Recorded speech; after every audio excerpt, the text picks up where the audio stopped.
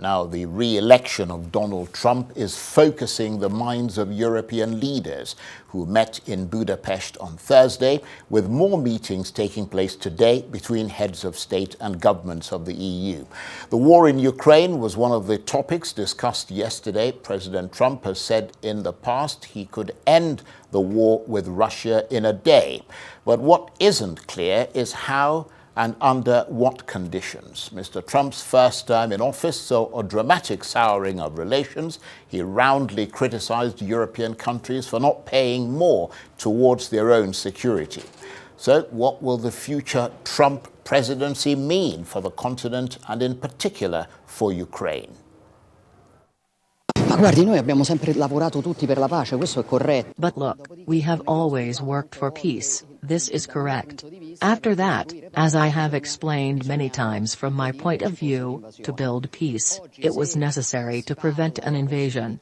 Today, if we talk about the possibility that it will go, as we all hope, and as we have all worked to make happen, towards a scenario of peace, it is because the Ukrainians had extraordinary courage and because the West has supported Ukraine. Therefore, I think that this is the element that makes the difference. After that, of course, we will see how the scenario evolves in the coming weeks, but I repeat that, in short, as long as there is a war, Italy will be on the side of Ukraine. Look, I don't know what exactly is meant by political commitment. Surely he, Elon Musk, is a person who took sides in Donald Trump's election campaign, like thousands of other people have sided in the American election campaign on one side and on the other. It seems that it is in the right of citizens to join election campaigns. I can say that I consider, as you know, Elon Musk, an added value in this time. He is a person who has certainly done some extraordinary things, some important things, and I think that he must and can be an interlocutor, a person with whom to interact with. A háború 2 évéről beszélek, és azt is mindenki tudja. Everyone knows that if Donald Trump had won in 2020 in the United States, these 2 nightmarish years wouldn't have happened. There wouldn't have been a war. There would have been such a strong leader for America who would have concluded the necessary agreements in due time. That didn't happen. The situation on the front is obvious. There has been military defeat. The Americans are going to pull out of this war. They're not going to encourage the war and say that the war is a good thing. People say a lot of things about Trump, including people who don't like him, but there's one thing that no one questions, which is that he does not launch wars. Ez pedig az, hogy ő nem indít háborút. That's the Hungarian Prime Minister there, Viktor Orbán. Well, for more on this, I'm joined now on the line from London by the European Affairs analyst, Dr. Marek Laskiewicz. Good to see you, Dr. Laskiewicz. And these meetings are, of course, taking place in Hungary. We saw the country's Prime Minister, Viktor Orbán, just talking a moment ago there. He is a staunch supporter of Donald Trump. I imagine that Mr. Orbán must be in a celebratory mood as he choreographs these meetings. Absolutely. Not only has Trump won, but the summit is taking place in his home capital. Can't be better than that, can it?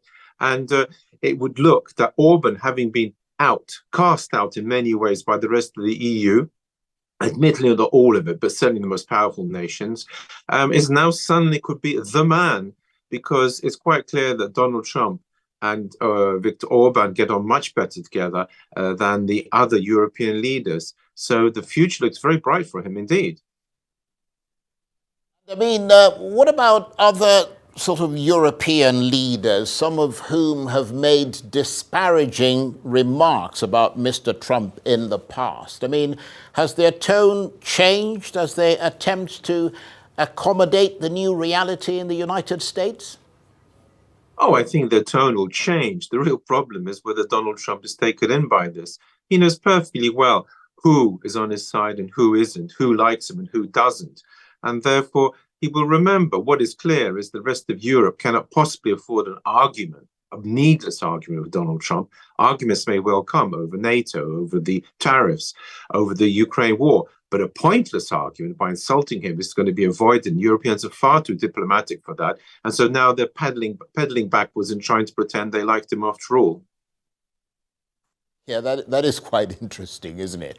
And of course, for the Ukrainian President, Vladimir Zelensky, who was at the meeting yesterday, I presume he was there today as well, he will also have woken up to a world in which Joe Biden and Kamala Harris have lost and Donald Trump could well pull the rug from US funding for Ukraine's military effort to resist Russia. Quite right. If he's got any sense now, he'll finally come to perhaps a notion of making a peace offer which is realistic, because up till now, none of his peace plans, including his so-called victory plan, have had the slightest chance of succeeding, certainly not whilst Russia is in a very strong position. And as you rightly say, if USA now threatens to pull the rug out, not only would this completely scupper any idea of his victory plan, but, and here comes the point, Ukraine itself could suddenly find itself in mortal danger. And therefore, I assume that he's now thinking in terms of a possible plan B, which would be a more, how can you put it, less ambitious peace plan. And also, I think, judging by all his comments that he's made, he actually wants to see what Donald Trump will do. Because there's a difference what Donald Trump has said, and there may be a difference between this and what he will actually do now in power.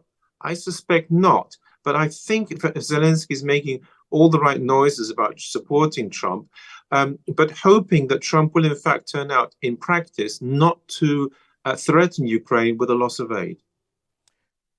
So, I mean, what are you hearing, Dr. Laskiewicz, has come out of these EU meetings on all of that? I mean, what is the position of European leaders now on Ukraine? Well, Orban and Slovakia apart, the EU leaders want to support Ukraine, but of course they really can't. For a start, their biggest country, Germany, has not got a government. It's not clear at all who's going to take power there and what views they will have. Macron is weakened because he's got a lot of internal problems, and therefore, what has come out of the summit so far is basically lots of hot air. Sure, they've made comments like Europe must learn to stand by itself. Well, for anyone who's been watching these summits for years, they're all just actually exactly the same comments as they always make. In practice, there's not one concrete detail that has emerged. The whole summit is just simply a pointless waste of time in that respect. And really, the key aspect is not the summit, it's what Germany, new government, when it comes to power, will decide, and whether Macron can hang on. That's what it all hinges on. Absolutely. I'm just turning to Mr. Trump again. He had said recently he could end the war in Russia, with Russia in a day. What isn't clear, of course, is how he's going to do it and under what conditions. I mean, have you given some further thought to that? Yes, it would appear that what he has in mind is threatening Kiev that unless they agree to his peace terms, they'll simply have no more US aid. And I stress the aid is not only financial, it's technical. The point I'm making is the American arms are so much better than many others that the loss of them and replaced by some 50 billion from, say, whatever it is from the EU is simply not in the same league. And therefore, Ukraine will be faced with the fact that it could not only have to secede territory, if it tries to defy Trump, it might find itself in mortal danger, as I stated. So therefore, it is possible in a day, I presume, judging by everything he says, he will insist upon Ukraine making territorial concessions. This is a pity if he phrases it in that way, because that will mean that Russia will, in fact, have won. The correct approach is to, as I've stated in my books and so on, is to go for a compromise and use this term. But he's unlikely to do that because he's a very direct man. And I assume that what he's going to do is tell Ukraine to wise up and to settle and make a settlement now. And you, of course, Dr. Laskiewicz, have been a keen watcher. I mean, you are a European affairs analyst. You've written many books on around the developments around Ukraine, Russia, and all the rest of it. I mean, does the ascendancy of Mr. Trump make a bigger conflagration more or less likely in your assessment? Very interesting. For different reasons, it makes it, I think, just as bad. But the reasons are as follows. Biden was prepared to give Ukraine more and more arms and also let them use them in a more and more aggressive way. This was, of course, an escalation. But Trump insisting upon Ukraine just simply ceding territory and losing is in its way just as bad, because this gives a huge come on to Russia to try the same stunt again, say in the Baltic states.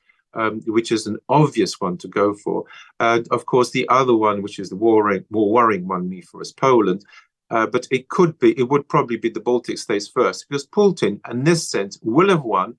And as a result, he will acquire more allies. So the answer is, there is no actual difference in the sense we're still heading for World War III, but there is a different road, a different highway, so to speak, but still amounting to the same thing, a possible further escalation of the war. In this case, it will be geographic as opposed to qualitative, which it would have been under Biden. Very interesting indeed. Dr. Laskiewicz, always great to talk with you and get the benefit of your assessment. Dr. Marek Laskiewicz is a European affairs analyst. He was talking to me on the line there from London.